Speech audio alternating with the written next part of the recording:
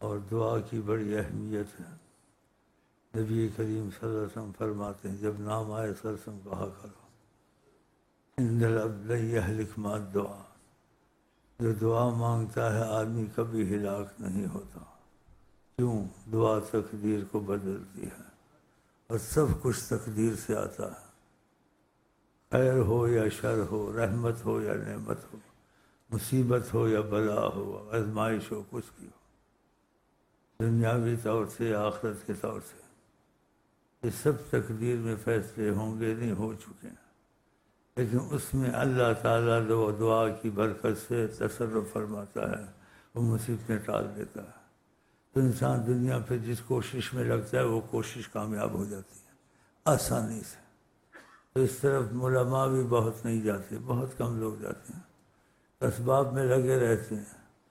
یہ اسباب جلدی حل نہیں ہو سکتے، بہت مشقت ہوتی ہے، کیونکہ تقدیر کو جو خدا فیصلے کر دے اس کو کوئی ٹال نہیں سکتا، کسی کے باپ کی ساری مخلوق کی طاقت نہیں ہے کہ انسان جب مل کے بھی کوشش کرے کوئی ذرہ کائنات میں ہلائے، کہ جس چیز کو خدا چلائے اور رکھے اس کو کوئی ہٹائے نہیں۔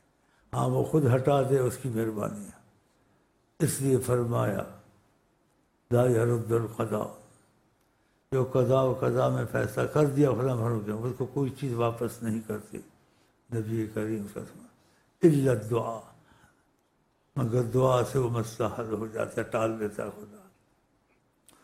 اسی قرآن کریم میں کہا یمحو اللہ ما یشاء ویثبت، جو چاہے اللہ مٹا دے لکھا وہ، جو چاہے نہ مٹا اس کی مرضی پر ہے، قرآن میں بھی ہے، تو مٹ بھی سکتا ہے۔ کوئی دعا نہ چھوڑا کریں، یہ خدا کا ایک راز ہے، اور ہمیں تو پتہ ہی نہ تھا۔ محسن انسان جیسا یہ بات بتائی ہے، زیادہ زور دعا میں لگایا کریں، زیادہ زور اسباب میں اس میں نہ لگایا کریں، پھر بہانہ بنے گا تمہارے رزق کے کام ہیں، دنیا کے کام ہیں، حکومت کے کام ہیں، سب میں دخل ہے اللہ تعالیٰ کا، کوئی چیز کی قدرت کے بغیر نہیں چلتی، چاہے دنیا ہو آخرت ہو۔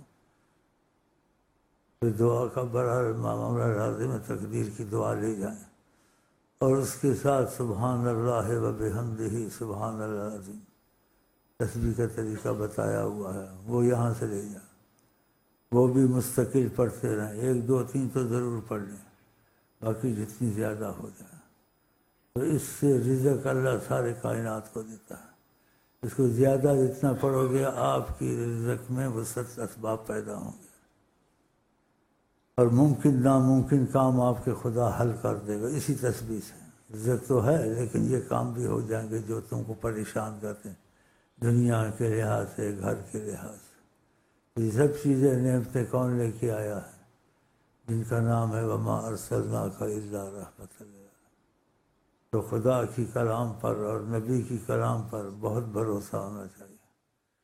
اس کے بعد پھر آپ قدم اٹھائیں، دنیا کی مصیبت ہے یا آخر کی مصیبت ہے یا کوئی باطنی نفس کی مصیبت ہے، انسان ڈرتا ہے کہ گھر بار رسوا نہ ہو، میں نہ ہو، خدا کی رحمت سے رابطہ نہ ٹوٹے، ہر چیز میں رحمت آنی شروع ہو جاتی ہے۔ لیکن جب پابندی ہو، عقیدہ ہو،